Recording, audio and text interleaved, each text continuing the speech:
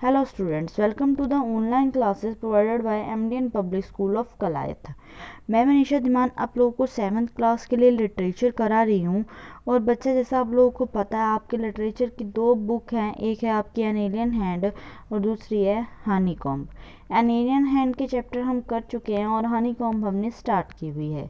Honey comb का first chapter है ये वाला 3 क्वेश्चन, हम इसकी रीडिंग कर चुके हैं। वर्ड मीनिंग और शॉर्ट क्वेश्चन आंसर आज हमारे ख़त्म हो जाएंगे लगभग इसके, ठीक है, क्योंकि मैं डेली आपको थोड़े थोड़े करवा रही हूँ और वो साथ में लर्न भी करवा रही हूँ।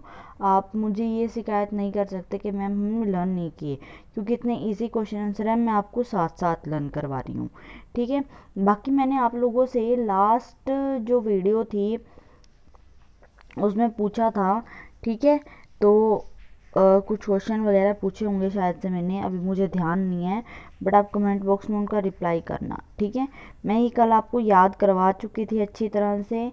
अब एक चीज़ और, दोनों नोटबुक आपने लगानी है अलग अलग। अब तक तो आप ये बात समझ ही गए होंगे कि मैम बार बार एक ही चीज़ को रिपीट कर रही हैं हमारे लिए, ताकि हमें याद रहे।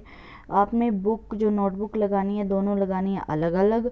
अगर मोटा रजिस्टर है तो उसके 2 पार्ट्स कर लीजिए, ठीक है बच्चा। उसके बाद अगर किसी बच्चे को कोई चीज़ टॉपिक समझ नहीं आ रहा है, कमेंट बॉक्स में कमेंट करें, मैं आपको वो टॉपिक अच्छे से दोबारा करवा दूंगी, ठीक है।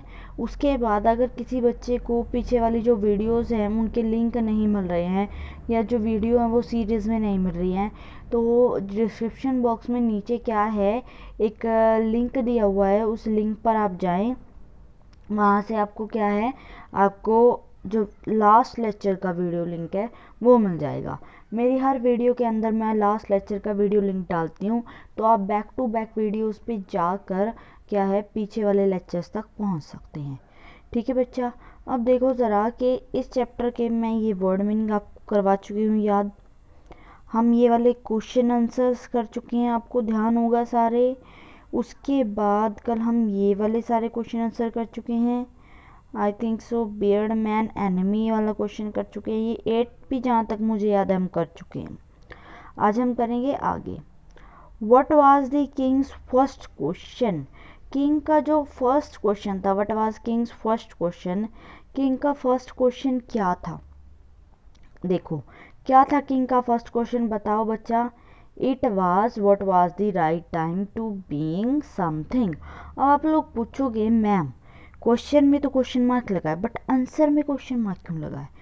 देखो बच्चा इसका ये रीज़न है, मैंने पूछा है what was Kings first question, king का पहला क्वेश्चन क्या था, तो ये जब वर्ड से स्टार्ट हो रहा है तो आप यहाँ पे यही तो बता रहे हो, आप अपना जवाब दे रहे हो, लेकिन वो क्वेश्चन बता रहे हो जो उस क्वेश्चन के जवाब में है, ठीक है। तो इट वाज के बाद आपने क्या लिखा, क्या था किंग का पहला क्वेश्चन, कि राइट टाइम क्या है कोई भी चीज़ क्या करने का, क्या करने का, शुरू, बिगिन, शुरू करने का। सेकंड क्वेश्चन क्या था, सेकंड क्वेश्चन ये था कि किंग को किन पीपल की बात सुननी चाहिए। और थर्ड क्वेश्चन अगर मैं आपसे पूछूं क्या था, तो थर्ड क्वेश्चन था कि किंग को क्या काम करना चाहिए, यानी क्या काम उसके लिए इम्पोर्टेंट है। तो आपका सेकंड क्वेश्चन वही फिर से इट वाज लिखेंगे, which people he should listen to, कि विच पीपल कौन से पीपल को उसे सुनना चाहिए, यानी कौन सा पीपल है जिसे उसे सुनना चाहिए, ठीक है बच्चा। अब आगे देखो, आगे हमारा what was Kings third question, मैंने बोला था ना आपसे थर्ड क्वेश्चन ही पूछा जाएगा। किंग का थर्ड क्वेश्चन क्या था बच्चा, किंग का जो थर्ड क्वेश्चन था वो क्या था, it was what was the most important thing for him to do. Him to do means करने का, क्वेश्चन मार्क लगा हुआ इसके पीछे भी, यानी सबसे इम्पोर्टेंट थिंग क्या है जो उसको करनी है, यानी करनी चाहिए किंग को। आज ये हमारे शॉर्ट क्वेश्चन हो गए ख़त्म, कॉन्ग्रेचुलेशन बच्चों। अब हम चलेंगे किस पर, हमारे वेरी शॉर्ट क्वेश्चंस पर, ठीक है। आज हम क्या करेंगे, हम अपने वेरी शॉर्ट क्वेश्चन भी करेंगे। Who is the writer of the 3 question, answer नहीं, कौन है, देखो देखो ऊपर जाओ, ज़रा ऊपर जाओ फटाफट से, मैंने यहाँ पे ये इसीलिए लिखा हुआ है, कौन है राइटर, लियो टोल्स्टे। कौन है इसका राइटर? लियो टोल्स्टे। कौन है राइटर? लियो टोल्स्टे। अगला question, a certain king thought he would never fail if he new. King ने सोचा कि अगर उसे ये पता होगे तो वह कभी नहीं फेल होगा। क्या पता होंगे? बोलो क्या पता होंगे, बताओ बताओ जल्दी। 3 क्वेश्चन। क्या पता होंगे उसे? 3 क्वेश्चन के आंसर्स पता होंगे। 3 questions answer. In reply to first question what did some man say. First question का जब रिप्लाई आया बच्चों, तो सम मैन, कुछ लोगों ने क्या रिप्लाई दिया था? फर्स्ट था कि सबसे जो क्या है इम्पोर्टेंट टाइम है वो क्या है। तो क्या रिप्लाई आया कुछ लोगों का? रिप्लाई आया कि किंग को क्या कर लेना चाहिए? Must prepare time table. कि किंग को क्या है? टाइम टेबल क्या कर लेना चाहिए? प्रिपेयर करना लेना चाहिए। उसके बाद the king did not give any reward because the king did not नहीं दिया, गिव दिया, एनी कोई भी रिवार्ड इनाम।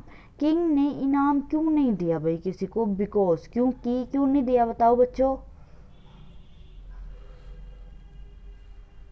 क्यों नहीं दिया? बोलो बोलो। Because king was not satisfy. आप पीछे पढ़ चुके हो। क्यों नहीं दिया? क्योंकि किंग सेटिस्फाइड नहीं था। Because king was not satisfied. 5th question देखिए, the hermit was widely famous for his. जो हर्मिट था साधु, वाइडली, वो बहुत बड़ी उसमें प्रसिद्ध था। किस चीज़ के लिए फेमस था?